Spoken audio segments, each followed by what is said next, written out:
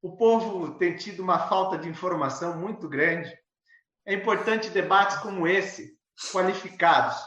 Então, trouxemos aqui 3 grandes brasileiros, cheios de uma bagagem de conhecimento para expor, principalmente para a juventude brasileira, que precisa de referências na hora do debate público. Eu vou conversar com 3 grandes brasileiros. Primeiro, eu quero agradecer a presença de cada um deles e apresentando primeiramente Eduardo Moreira, ele que é empresário, escritor, fala sobre economia, desigualdade social e, principalmente, combate a falácia do neoliberalismo. Olá, Eduardo, como vai? Olá, boa noite a todas e todos que nos assistem aqui hoje à noite. Boa noite, Luan, Marco, deputado Gustavo Fruet. Muita responsabilidade estar aqui com essa turma, mas ao mesmo tempo uma alegria muito grande. Obrigado pelo convite. Nós que agradecemos. Estamos aqui também com o ex-prefeito de Curitiba e deputado federal Gustavo Fruet. Olá, Gustavo. Olá, Luan. Boa noite, turma boa. É uma alegria estar com vocês. O Luan, só para apresentar também, eu conheci ele na prefeitura, num programa chamado Portal do Futuro, em que o objetivo é dar protagonismo aos jovens na definição das ações de políticas públicas na comunidade. O Luan se constituiu numa grande revelação e hoje preside a juventude do nosso PDT na capital do Paraná. Parabéns, Luan. Tem muito estudante, Eduardo, muitos jovens assistindo, participando desse momento. Quero agradecer muito a presença do Eduardo Moreira. É uma referência hoje no debate político, econômico, nacional. Teve a capacidade de se posicionar num momento tão difícil e hoje lidera um movimento maravilhoso que é Somos 70%. Ele teve a capacidade de conseguir congregar essa ideia nessas 2 palavras, 3. E dar as boas-vindas ao Marco Cavalieri, professor da Universidade Federal do Paraná, pró-reitor da administração, tem colaborado muito no debate de políticas públicas, em especial nesse momento de crise econômica, crise sanitária, quais os caminhos. E para mim é um privilégio estar com vocês aqui hoje, com a nossa juventude, e agradecer, né, Luan, a Rede Ciro e tanta gente boa que está ajudando a compartilhar esse debate-papo. Todos muito bem-vindos. Muito obrigado, Gustavo. Quero apresentar também ele, novamente, o professor Marcos Cavalieri, ele que é professor, doutor em economia, especialista em políticas públicas e pró-reitor da nossa Universidade Federal do Paraná. Olá, professor.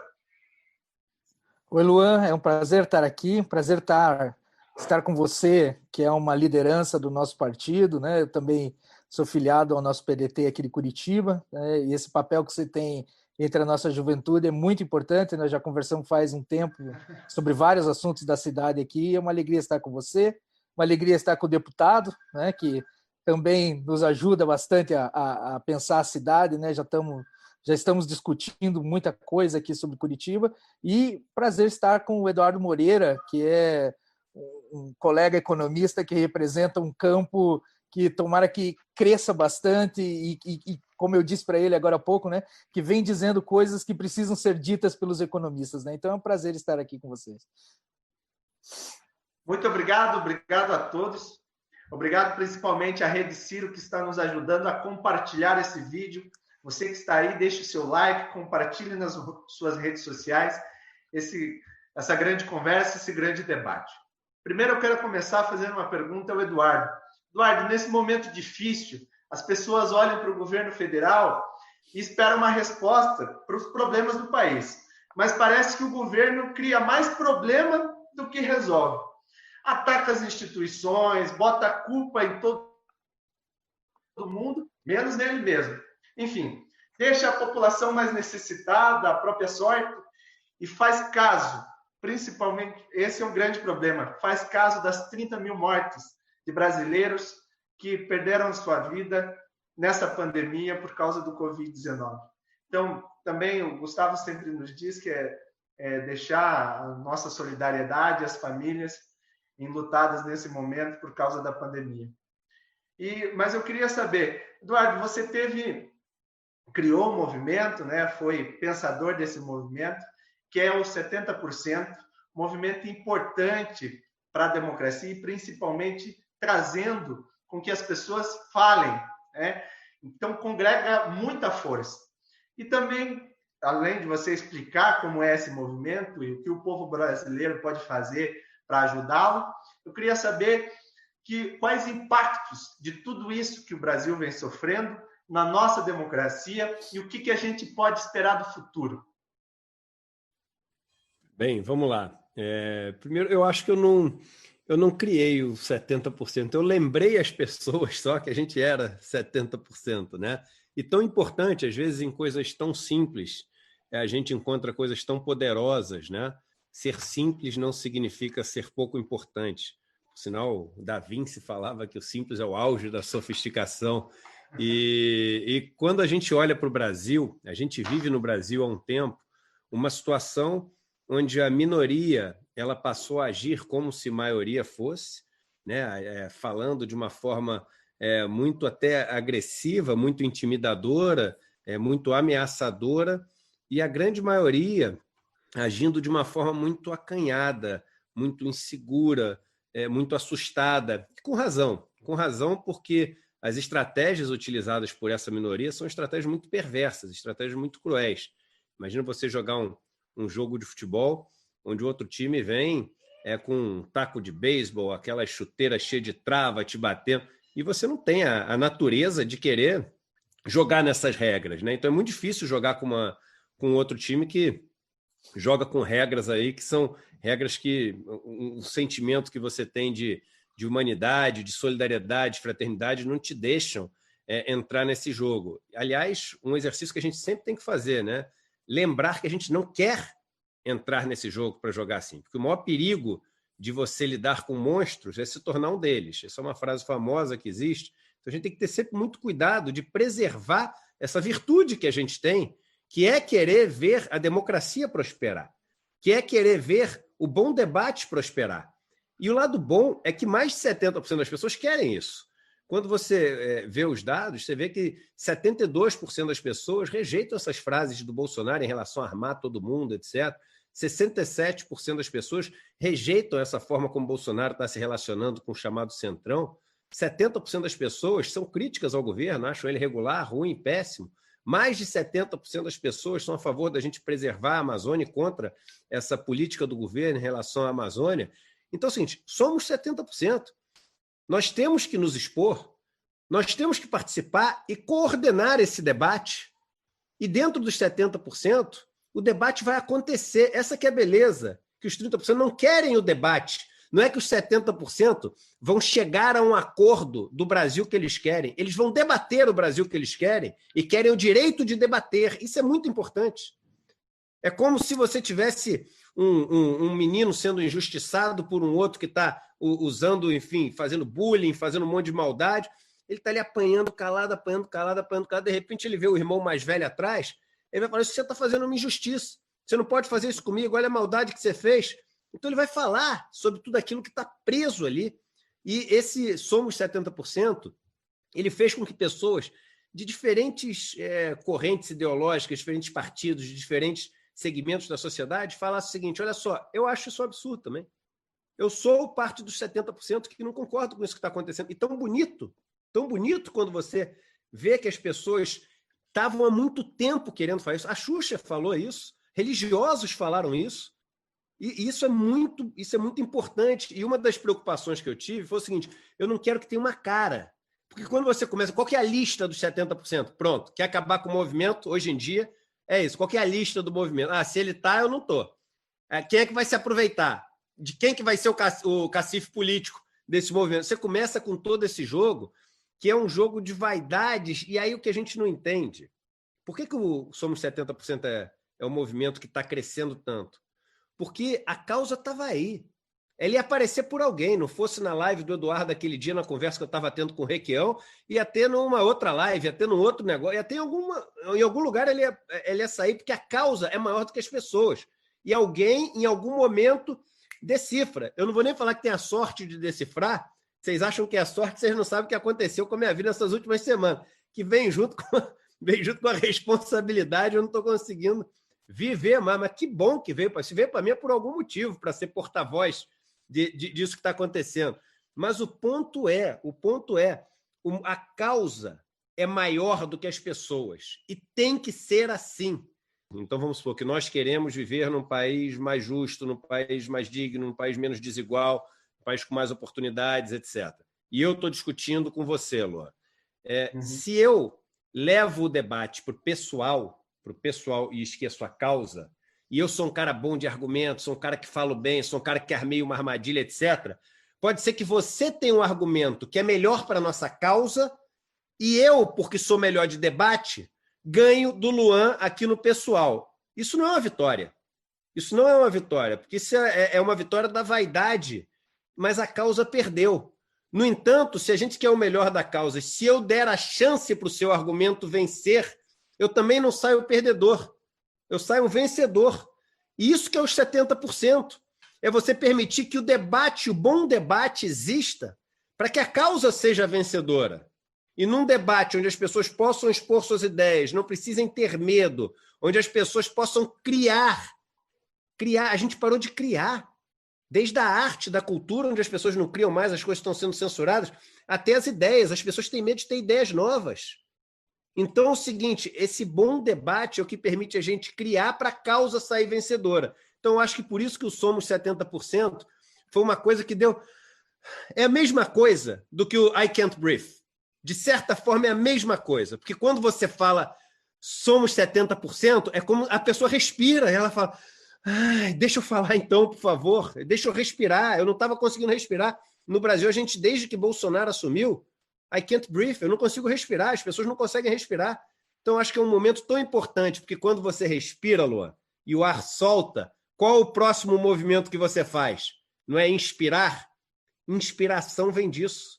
Inspiração vem de você colocar para fora e abrir espaço para o ar entrar. E sopro é vida. Em todas as religiões você vai ver que sopro é vida. Não é à toa que a palavra inspiração é a mesma de você ter uma grande ideia e de você respirar.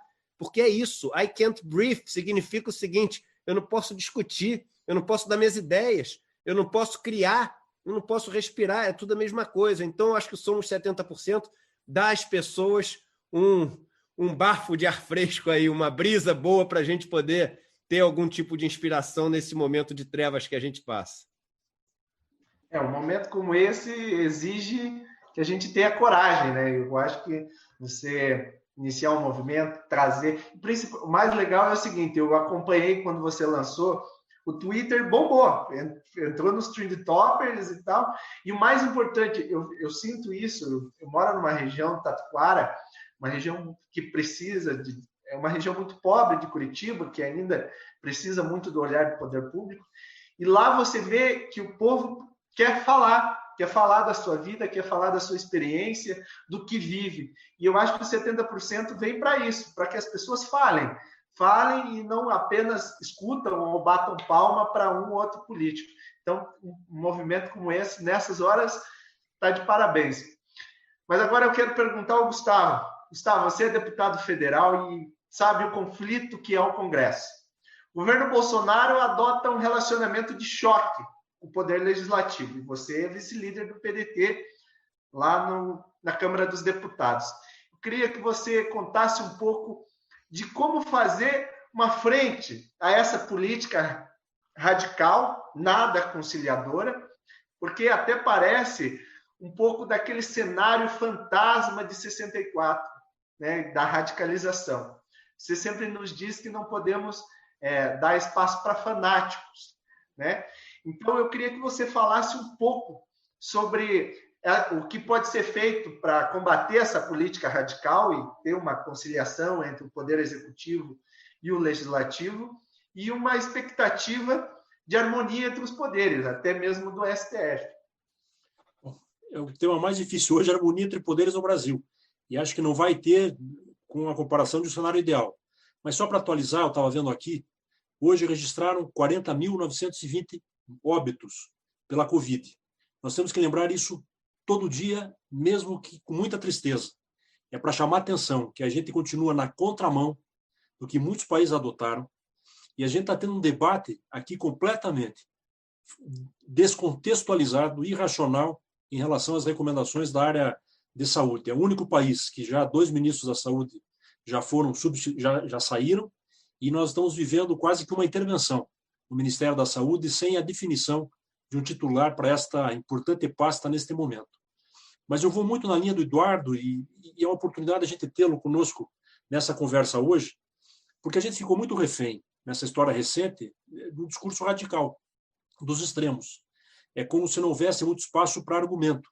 E quando eu falo espaço para argumento, não é para a gente contemporizar, para conversa afiada, ou conversa superficial ou frouxa, não. É para conversa firme. E para ser firme, claro, não precisa gritar, não precisa ameaçar ninguém de morte. Não precisa adotar nenhuma postura de fanatismo ou até de cinismo. E o que aconteceu com o pêndulo, que sai de um lado e vai para outro, e é bom a gente entender também como é que a gente chegou nesta situação, agravou com uma situação econômica que já não era tão boa até dezembro, ou seja, antes da pandemia, ou antes do grande impacto da pandemia, que aponta que este ano vai ser trágico em todos os indicadores, mas também como a forma como veio esta pandemia e a maneira como isso foi tratado por diferentes governos, inclusive aqui no Brasil, num primeiro momento com negacionismo, como se fosse algo menor ou alguma articulação conspiratória, e a gente às vezes fica no limite da paranoia, como a mentira, as fake news têm apelo e tem pessoas que acreditam nisso e reproduzem. Isso fez com que muitas pessoas que estavam assustadas ou até afastadas, até numa ideia geral de desgosto já com os rumos da democracia, não só no Brasil, mas no mundo, começassem a ter um olhar diferente e buscam uma alternativa ou alternativas em que se rompa esta falsa polarização e se consiga trabalhar com argumentos e com ideias. Por isso eu quero ressaltar a importância do movimento Somos 70%, como bem disse o Eduardo, não é disputa de vaidade, não é discussão de quem lidera, outros movimentos também surgiram, outros movimentos também vão surgir, mas o que une agora? Quais são os pontos de convergência? E quando a gente fala na busca de convergência, a gente vê isso no Congresso também, entre pessoas, ideias e partidos e grupos e setores que pensam de forma diferente. Senão a gente vai estar falando para o umbigo, nós vamos estar falando para os mesmos. Nós temos que ter a capacidade agora do diálogo mais amplo. E o Congresso, pela primeira vez, o número de partidos e parlamentares eleitos por partidos considerados de oposição é o menor da história recente do Brasil, em torno de 130 na Câmara. É até um número insuficiente para instalar uma comissão parlamentar de inquérito, que é um instrumento típico institucional de minorias em parlamentos em democracia. Nesse período, o governo praticamente conseguiu aprovar tudo, inclusive com as suas brutais falhas de articulação. E nesse ponto há que se considerar o papel tanto do presidente da Câmara quanto do presidente do Senado.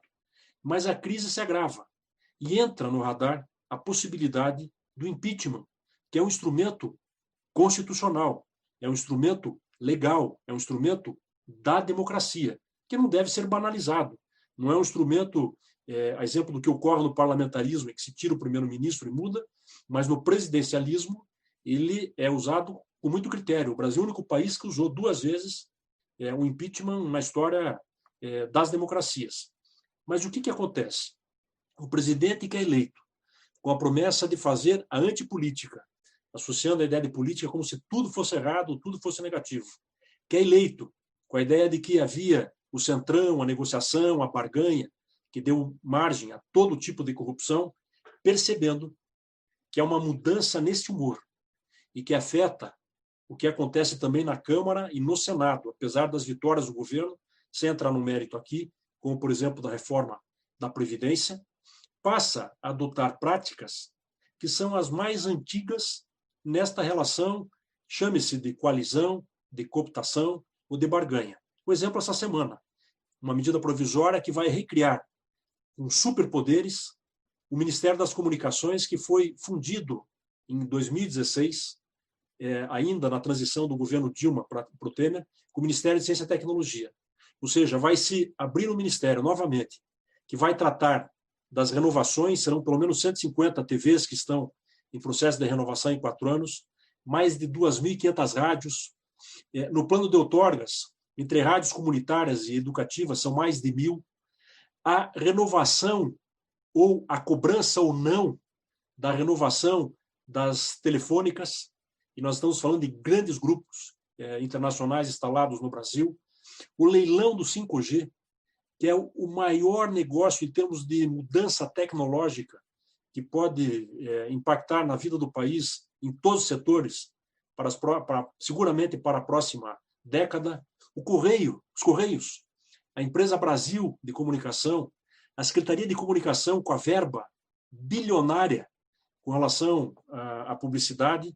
Então, vai se ficando refém de uma lógica que se esperava fosse diferente. Sem ingenuidade. Governos de coalizão, eles têm um poder de negociação. O limite disso, a história é que acaba julgando e muitos acabam ultrapassando esse limite, e aqui valeria uma análise moral, ética desses instrumentos. Mas o fato é que o governo passa a ter no Congresso também um protagonismo que não era da história recente. Eu sou muito crítico também no Congresso, mas reparem que nos últimos meses o Congresso adotou um protagonismo com medidas que o governo demorou para tomar iniciativa e para agir. Exemplo, auxílio emergencial.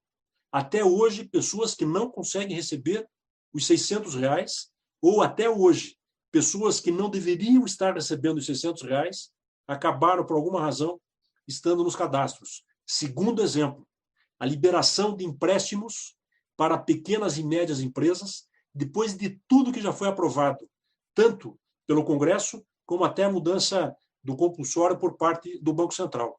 Ou seja, o Congresso passou a ter um protagonismo e, na história recente, pela primeira vez, ele tem uma avaliação com viés positivo na sociedade, o que sempre foi o contrário, um sentimento crítico da população, é compreensível também em relação ao Congresso.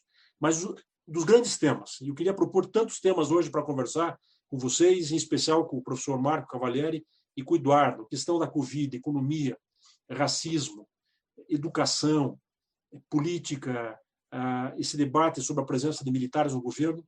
Eu acho que o grande tema, a grande contribuição, Luan, é a gente saber que tem pessoas como o Eduardo que ajudam a liderar ou a apresentar esses pontos de convergência, como hoje consolidado ou iniciado com o Somos 70%. É muito importante mesmo análises como essa para a gente entender o Brasil. Mas eu queria perguntar agora ao Cavalieri. Cavalieri, você é pró-reitor da Universidade Federal do Paraná e a universidade tem feito um trabalho incrível para fazer máscara, álcool em gel, respiradores. Queria saber qual é o papel da universidade, principalmente da universidade pública, nessas horas de uma crise econômica e até para combater essa pandemia. Qual que é o papel da universidade?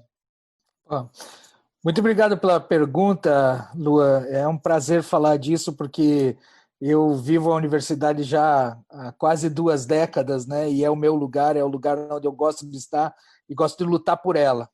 E lutar por ela porque eu acho que realmente a universidade, e seja a universidade privada, seja a universidade federal, seja as universidades estaduais, elas todas têm que ter um lugar privilegiado na sociedade. Se nós olharmos para as sociedades mais desenvolvidas, elas têm esse lugar. Se nós olharmos para os Estados Unidos, por exemplo, as universidades são respeitadas, as pessoas gostam da universidade que estudaram, valorizam isso, né? O Gustavo falou ali da antipolítica, né? Infelizmente, a gente está vivendo um tempo da anticiência também, né? Que é muito prejudicial, né? Um negacionismo não só da política, então, mas um negacionismo da ciência. Né? Você pensar políticas públicas, por exemplo, eu sou um departamento de economia onde eu tenho vários colegas que estudam avaliação de políticas públicas. O que esses colegas fazem? Eles medem, né? Estatisticamente, vão medir lá o que está funcionando e o que não está funcionando em várias áreas. Né, na área de políticas sociais, na área de política de educação, na área de criminalidade, né, e o que parece hoje que tem um bloco na sociedade que tem um sentimento de que isso nada vale. Né? E aí eu fico pensando nesse movimento dos 70%, e quando eu vi, né, colegas economistas ali, eu vi colegas de vários espectros ideológicos, né? E aí eu vou te dar um exemplo, Lua. Por exemplo, eu tenho colegas de esquerda e de direita que estudam a avaliação de políticas públicas que são unânimes em dizer que mais armas levam a mais violência, a mais homicídios. Isso é ciência. Né? Isso é feito por pesquisadores, por gente que às vezes estudou 10 anos até poder orientar um trabalho, uma dissertação de mestrado, uma tese de doutorado, escrever um artigo numa revista internacional de respeito, defendendo esse tipo de ideia. Né? E a gente tem hoje na sociedade uma sociedade de que parece que eu achar uma coisa vale tanto quanto toda essa pesquisa e toda essa dedicação desses colegas que estudam isso, né? Isso e entre outros assuntos. Então, agora eu vejo assim, né, os colegas da saúde sofrendo para tentar fazer com que as pessoas entendam, né, ideias simples de que você, por exemplo, não pode pegar um remédio e começar a distribuir esse remédio para todo mundo se você não tem certeza de que eles funcionam ou não funcionam. Aliás, a ciência, né, ela funciona entre erros e acertos. Né?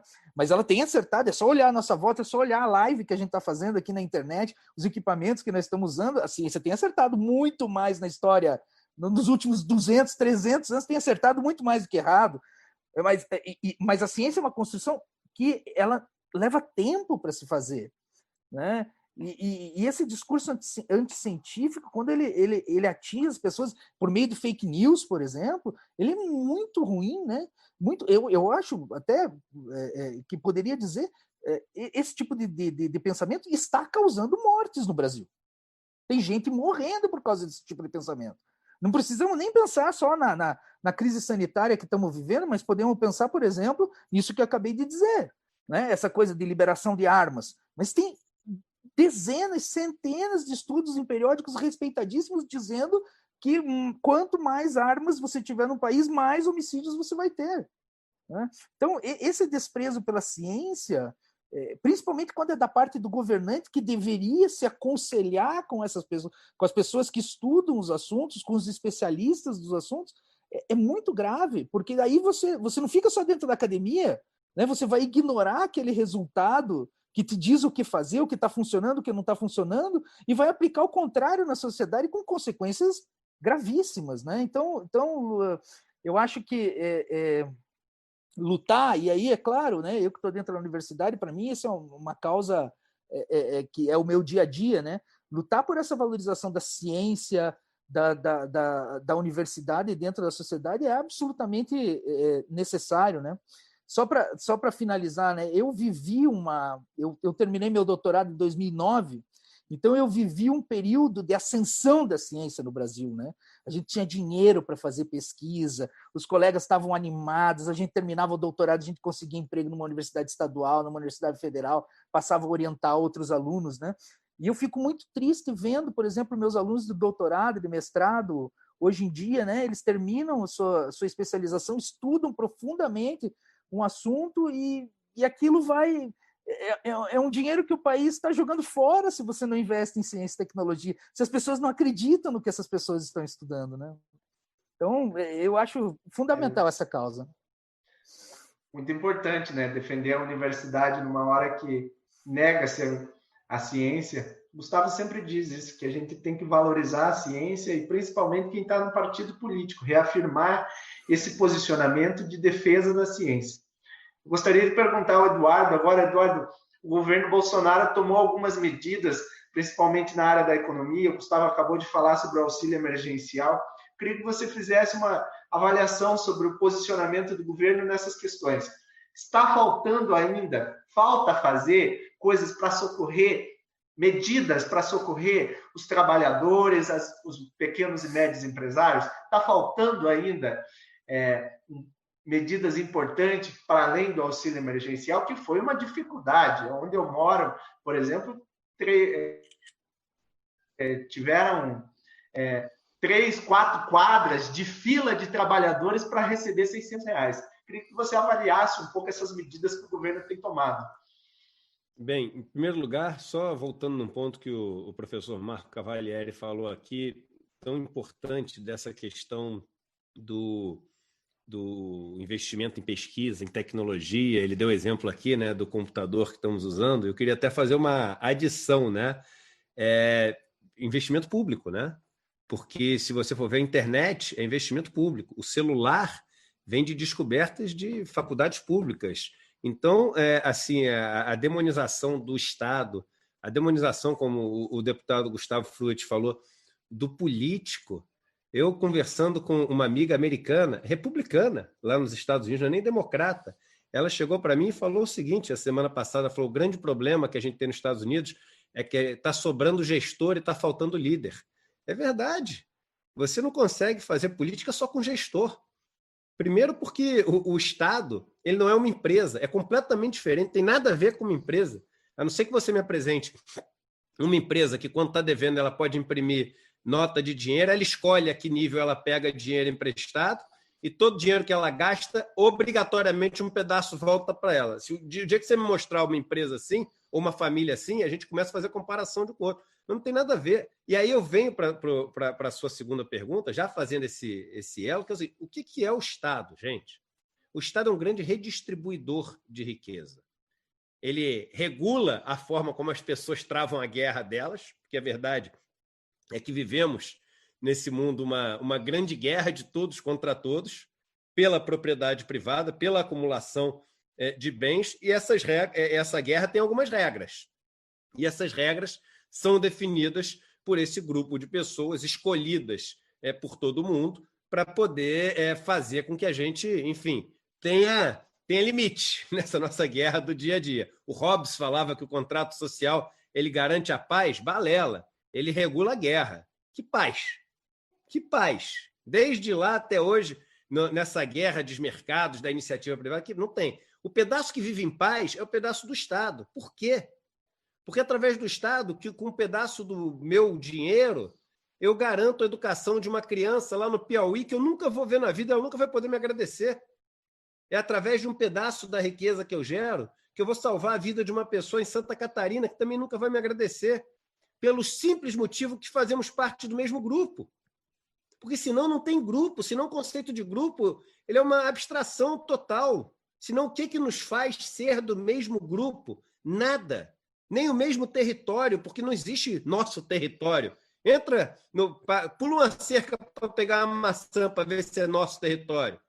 Entra numa casa e deita na primeira cama que você enxergar para ver se é nosso território. Não tem nosso território. Então, o que o Estado faz? Ele faz o seguinte, olha só, para que todos possamos ter o mínimo de senso de grupo e sabendo que a força de um grupo é a força do elo mais fraco e não do mais forte, os 3 países com o maior IDH do mundo não tem um indivíduo entre os 50 mais ricos do mundo, mas os 3 não têm o 1% mais rico concentrando mais que 10% da renda. É igual uma corrente. Tenta levantar alguma coisa com uma corrente que só tem elo de titânio e tem um elo de papel. Você não levanta nada, ela rompe no elo de papel. O que faz uma comunidade forte é o elo mais fraco. Por quê? Porque uma comunidade forte é aquela que todos podem contribuir com o processo produtivo, todos podem contribuir com o processo de criação, todos podem defender a comunidade. Por que existe a redistribuição? Quando éramos pequenas tribos de 10 pessoas, você dependia de algum dos 10 ter sorte na caçada, na coleta de riqueza, porque ninguém consegue pescar todo dia um peixe. Ninguém consegue matar o búfalo todo dia. Agora, se só um conseguir, e esse um que conseguir distribuir por todo mundo, e no dia seguinte os 10 tiverem força suficiente para sair para caçar, a força do grupo faz com que o indivíduo esteja forte também. Porque basta que um tenha sucesso para que todos continuem fortes. É por isso que a gente tem essa regra da redistribuição e, teoricamente, da reciprocidade. Ou seja, hoje eu peguei e você divide, mas amanhã, quando eu não pegar, você pegar, a gente divide também. E hoje a gente controla isso através do Estado, que impõe que um pedaço da riqueza que a gente gera tem que ser distribuído de outra forma. Por isso que o nome é imposto. Senão é o seguinte, quer ou não quer, né? Mas já fez o seu quer ou não quer de imposto de renda, né? Tem o que em vez de imposto de renda, é quer ou não quer de renda. Não, é imposto. Você é obrigado a fazer. E o que o Estado faz? No Brasil, 1/3 de tudo que a gente gera de riqueza, 1/3 de tudo que a gente gera de riqueza no ano, o Estado pega e fala, eu vou redistribuir de outra maneira. Isso é a nossa carga tributária. 1/3 do PIB é a nossa carga tributária. Isso é bom ou ruim? É alto ou baixo? Não sei, porque essa pergunta não basta. Eu preciso saber de quem que está tirando, para quem que está dando e como está dando. Porque se eu pego esse dinheiro tiro dos mais pobres e dou para os mais ricos em troca de nada, é péssimo. Mas se eu tiro isso de um capital que não está sendo utilizado para nada, e não só não dou para os mais pobres, mas faço chegar até os mais pobres em troca de serviços, produtos e coisas que deixam um legado para o país, isso é maravilhoso. Quando você tem investimento em ciência, quando o Marco falava do amigo dele que fez o doutorado, as pessoas têm que entender que quando o governo gastou R$1 bilhão em programas de iniciação científica. As pessoas acham, deputado, que R$1 bilhão sumiu, foi enterrado debaixo da terra. Queimaram R$1 bilhão, que é a ideia que eles têm de gasto. Gente, dinheiro não some. Dinheiro não some. E não tem, em tese científica, um bloco de papel andando com nota de R$100. Dinheiro vai parar na mão de pessoas. Então, você tem o seguinte, você tem que o Estado pegou esse dinheiro através dos impostos, fez esse dinheiro chegar num jovem que está dedicando a vida a descobrir coisas e deixar um legado de conhecimento. E quando o dinheiro chegou nesse jovem, você acha que esse jovem fez o quê com o dinheiro, gente? Ele gasta. Ele gasta. Ele vai comprar carne, ele vai pagar o aluguel. O cara da loja de carne vai vender a carne, vai ter que ligar para o frigorífico e comprar mais carne. O cara do frigorífico vai ter que pagar o motorista de caminhão. O motorista de caminhão vai ter que botar gasolina. É por isso que quando você irriga as classes mais baixas da população, você tem um multiplicador monetário acima de 1. Quando você pega e paga dinheiro em juros da dívida, você tem um multiplicador monetário abaixo de 1. Porque você dá para o mais rico que não vai gastar esse dinheiro, então o dinheiro para na mão dele, ele não vai gastar, e você dá em troca de nada. Porque ele não ensinou ninguém, ele não curou ninguém, ele não construiu nada. Ele pegou dinheiro em troca de nada. Então, quando você tem um auxílio emergencial como esse, que, aliás, criado por um grupo que não entende nada, por isso que a gente conversava, eu falava, poxa, vá viver essa experiência que eu tive com os assentamentos dos sem terra, é tão bonito, porque você descobre que você não sabe nada desse mundo. E a gente tem um governo formado por homens brancos e ricos que governa um país de mulheres, negros e pobres. Como é que pode saber? Como é que essa turma pode imaginar que o pobre brasileiro tem um celular com espaço para baixar aplicativo, Wi-Fi, vai conseguir baixar com o negócio com as regras todas, ver o que está cadastrado, não está, se está... Não funciona, não ia funcionar. E aí a gente vive uma ofensa, porque é uma ofensa para mim, deputado, você passar de noite numa agência da Caixa Econômica Federal e você vê as pessoas se expondo, se humilhando, deitadas, dormindo no chão, no meio de uma pandemia, onde você tem que ficar em casa, elas dormem no chão. E são pessoas absolutamente dignas, que trabalham, que nunca fizeram nada errado, que tem o que eles gostam de chamar de ficha limpa. Está ali, ó, ficha limpa, dormindo no chão, para ganhar R$600, porque fizeram errado, porque não conhecem. E se você olha esses R$600, você vai ver o seguinte, todo esse dinheiro vai voltar para a economia. Todo, 100%.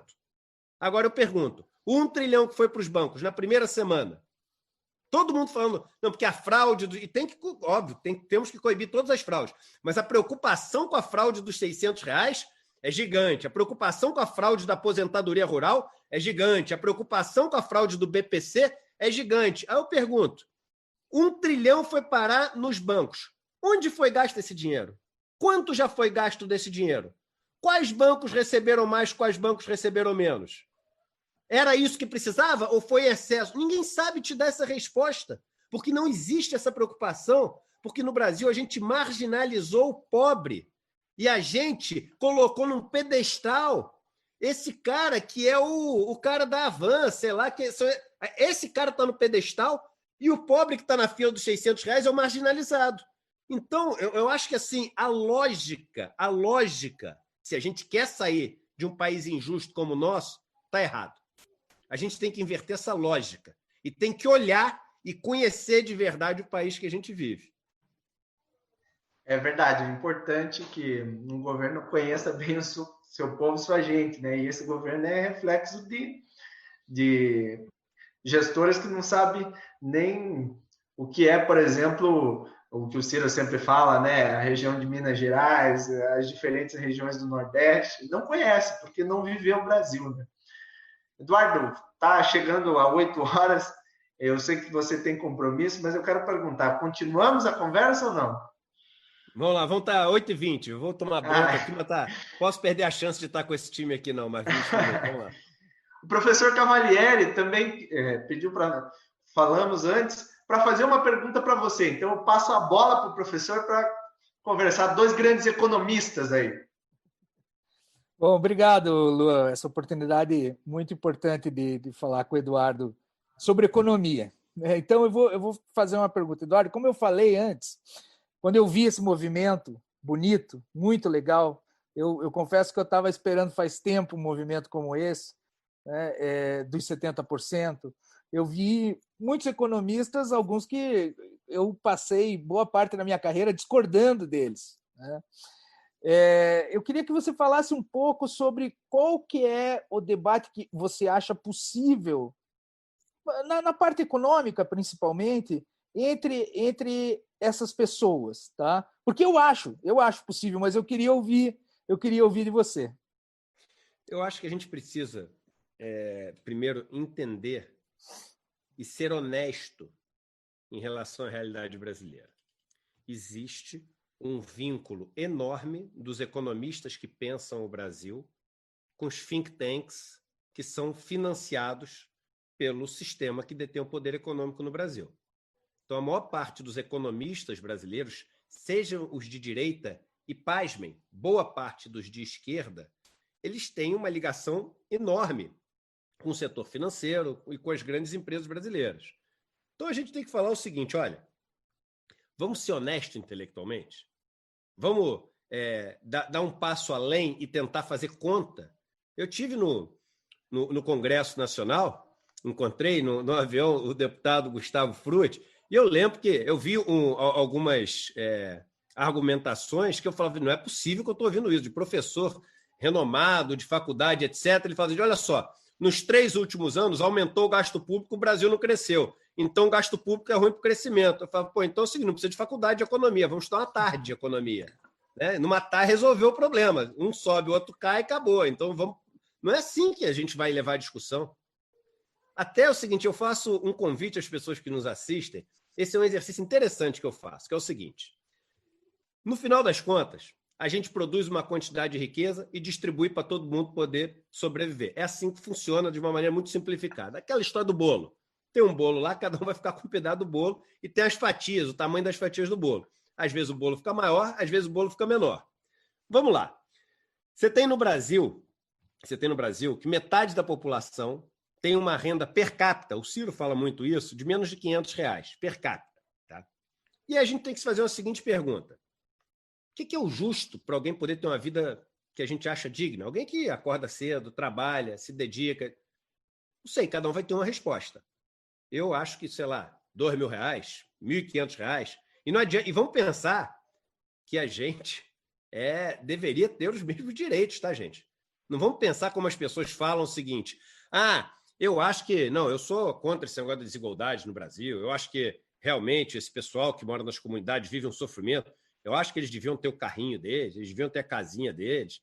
É tudo inho. Aí tu vê a vida que o cara acha que é a vida ideal para o cara mais pobre, é a vida que ele não aceitaria como minimamente digna para o filho dele.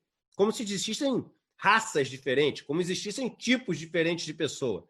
Mas vamos imaginar que você, com, sei lá, R$1.500 por pessoa, você não vai conseguir pagar para cada uma das pessoas na família um colégio legal, ter um plano de saúde, você ter o mínimo de lazer que as pessoas têm. Mas lazer, está pensando em lazer, já está pensando em extra. Olha como a cabeça das pessoas pensa. Deixa tudo que vem na cabeça vir, porque esse é um exercício interessante, da gente, sem se julgar, conseguir observar o que vem na nossa cabeça quando a gente faz essas discussões, para ver o que existe de estrutural na gente nessa questão de discutir Brasil.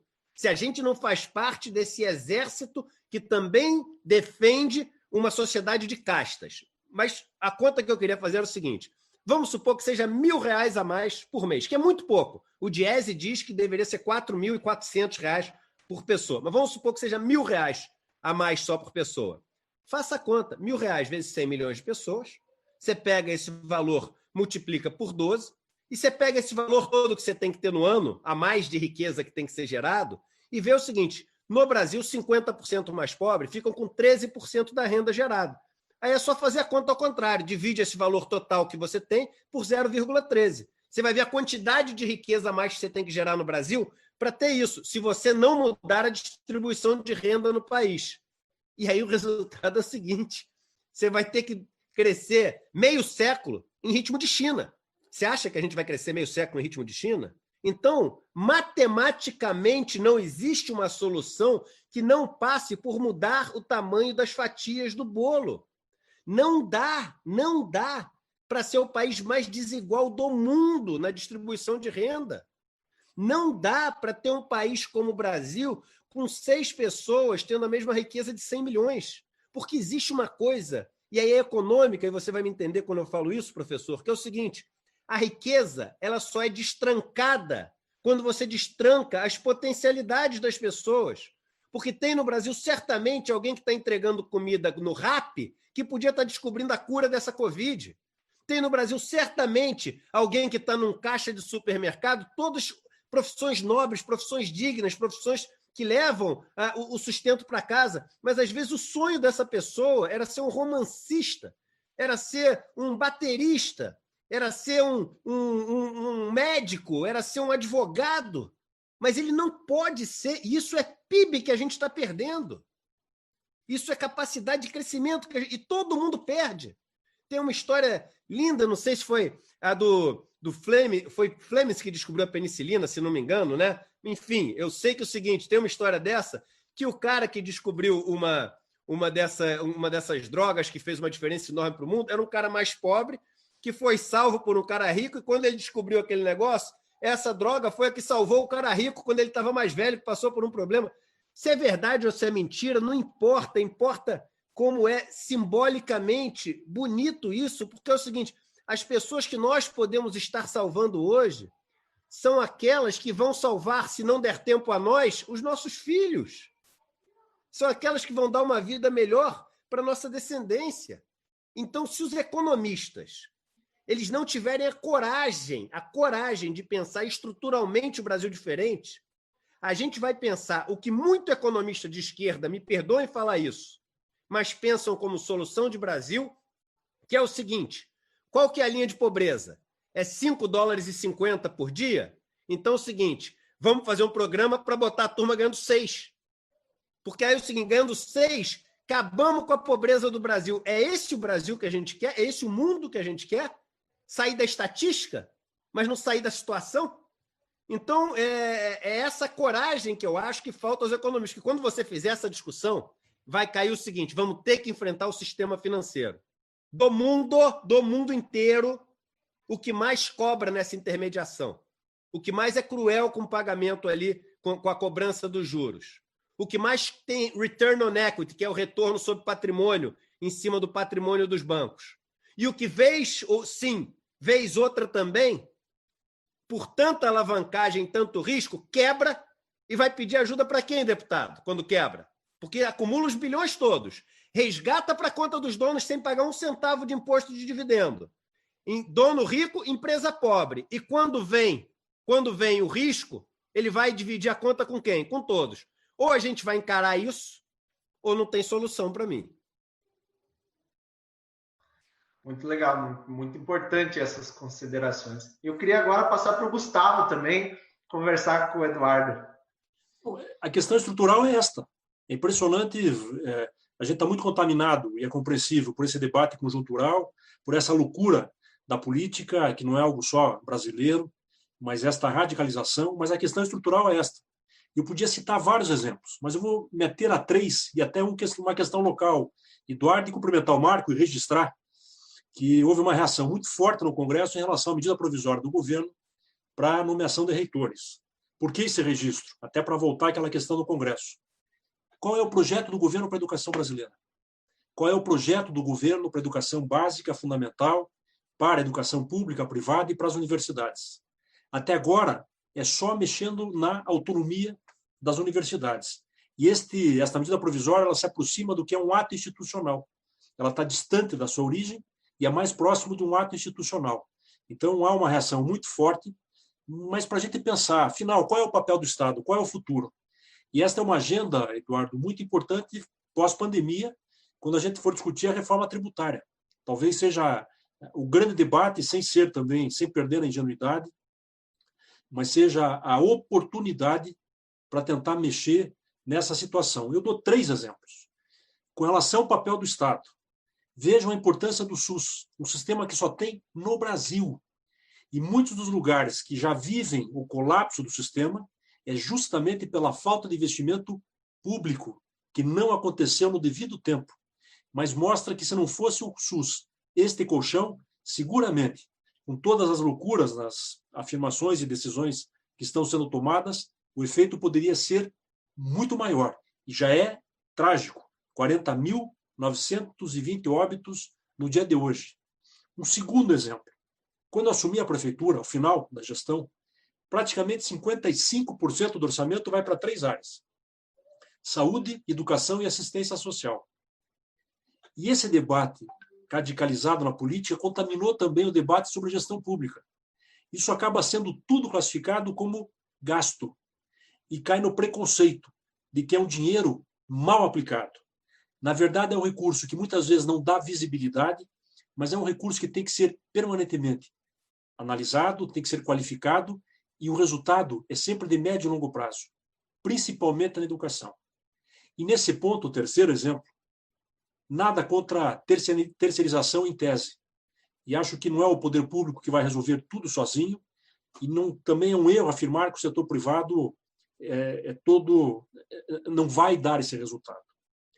Mas na hora de uma crise, quais setores, isso vai merecer uma análise da história, quais setores que estão conseguindo um apoio rápido do Estado, o que tem um poder de pressão junto ao Estado, o que tem um lobby muito forte junto ao Estado para manter a continuidade das suas atividades. O exemplo também é aqui em Curitiba. Nós discutimos muito a questão da subsídio à tarifa do transporte público. É um tema nacional importante. Mas quando a gente fala em subsídio, é para garantir que isso não onere o usuário e permita um funcionamento do sistema.